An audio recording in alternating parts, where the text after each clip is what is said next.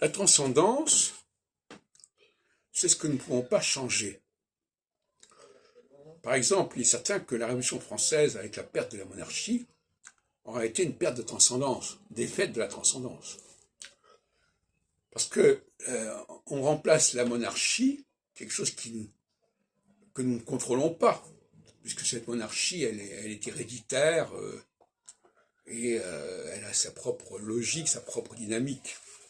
Donc remplacer la monarchie par des élections, c'est passer de la transcendance à l'immanence.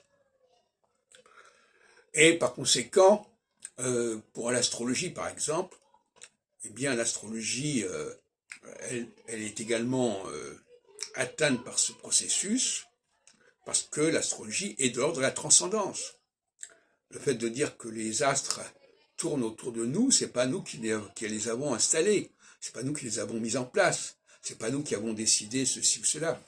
Donc, on voit bien que il y a une transcendance. Alors parfois, on n'est pas conscient de la transcendance.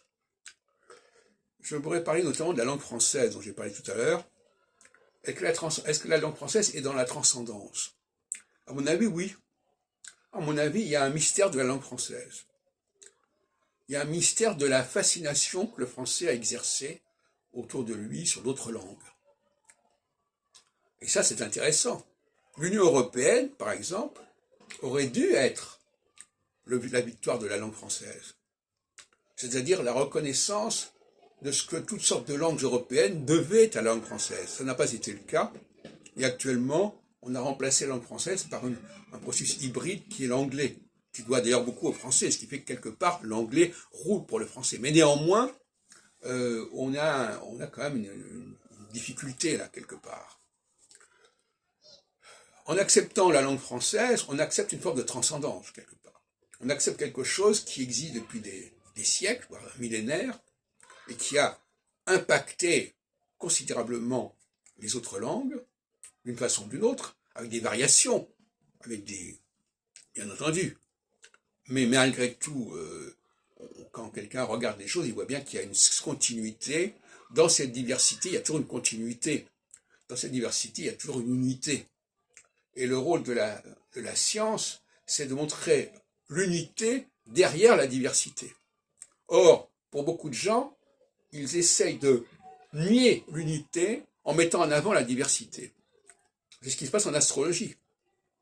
Les astrologues qui mettent en avant la question du thème natal, c'est une façon de nier l'unité de l'humanité. C'est-à-dire qu'on dit, oui, on est tous différents, on a tous notre thème natal différent. Donc là, il y a quelque chose qui est complètement à l'opposé de l'esprit de l'astrologie.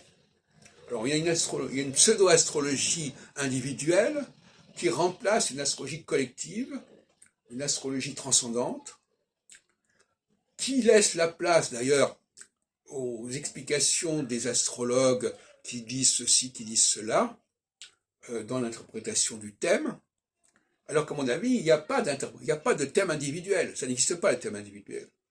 Il y a des tendances collectives qui sont là, qui vont impacter diversement les gens. Alors c'est là que l'astrologie est matricielle, parce que ce qui est matriciel, paradoxalement, c'est ce qui génère de la diversité.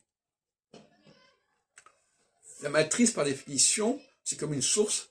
Eh bien, au bout d'un certain temps, il y a des affluents, il y a des différentes rivières qui en dérivent.